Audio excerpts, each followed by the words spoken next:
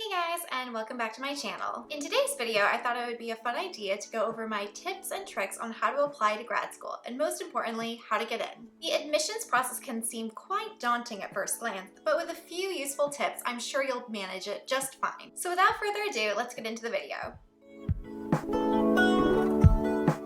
Before you even start considering a master's program, I would suggest to begin preparing while you're still an undergrad student. This means choosing interesting classes, networking with your professors, working on your grades, because to be honest, most schools prefer grades above a 3.5 GPA. You'll also want to try for interesting internships or research opportunities, as well as participate in at least one extracurricular activity to add to your CV. All this is designed to make you look like the smartest, most well-rounded candidate for the university. While I was an undergraduate student, I took a class in human rights, which later became my master's program. I networked with a lot of my professors because I was a TA and tutor.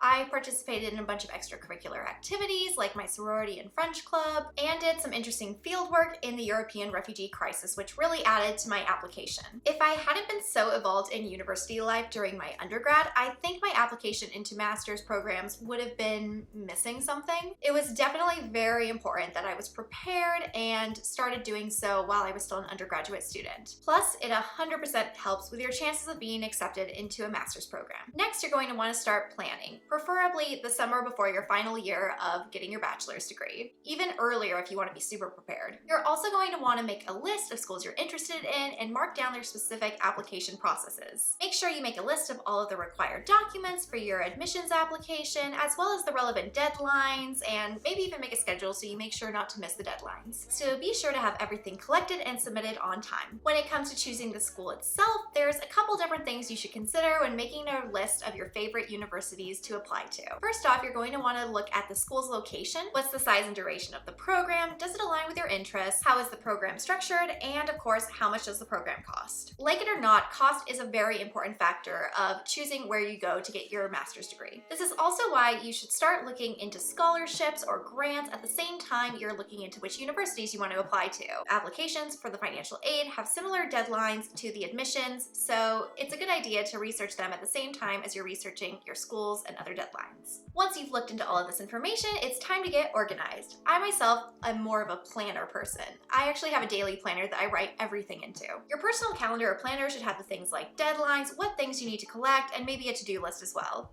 You're also going to want to make something like a pros and cons list of the schools you like and the different programs they offer. This will help you a lot when all of your different applications and schools start to blur together a bit in your mind. It's very nice to have it all written down on a piece of paper and clearly stated why you like each university. But before you officially start the application process, you're going to want to take any required standardized testings for the admissions. Some universities don't require these, but a lot do, especially if you're applying for a master's program in the United States. You'll need to spend a lot of time studying for these exams, as well as book your slot to take it. A lot of these tests are very in demand, and the slots to take them can fill up very quickly, so you're going to want to book this very well in advance. But after you've taken the test, it's time to start collecting the items for your official application. This includes things like letters of recommendation, for example. These letters can come from your friends or family, but ideally will come from someone a bit more professional, like your employer or professors. Especially if you've been cultivating a relationship with your professors throughout your bachelor's degree,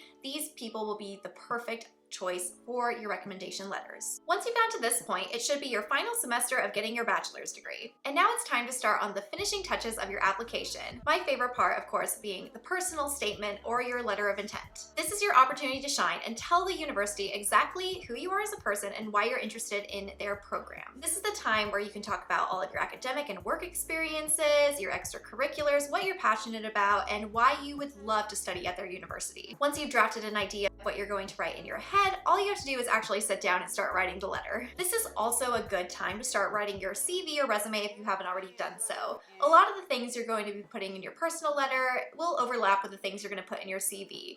Plus, it's nice to get it out of the way, and you can use it in future job applications in the future. But once you finish writing your personal letter, you're pretty much done with the application process. All that's left is to collect any additional documents that you might need to submit for your application and submit them to the university. And if you're curious what those additional documents might be that you need for your application, they are the grad school application form, your university transcripts, your diploma, your CV, your personal letter, your letters of recommendation, the exam results if they require them, and of course, proof that you paid their application fee. With all of those items officially taken care of and submitted, you are 100% done with the admissions process. All that's left to do is sit back and wait for a reply from the universities. Once you start hearing back from the universities, you should take this opportunity to check out the ones that you've been accepted to.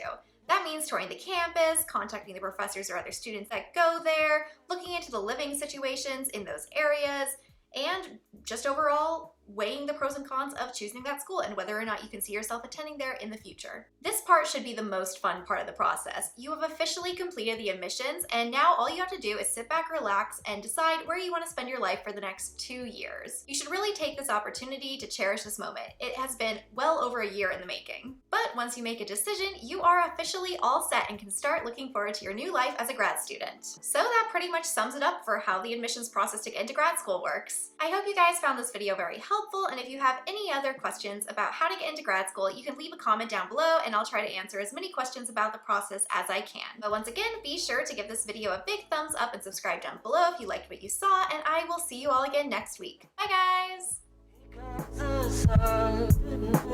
guys!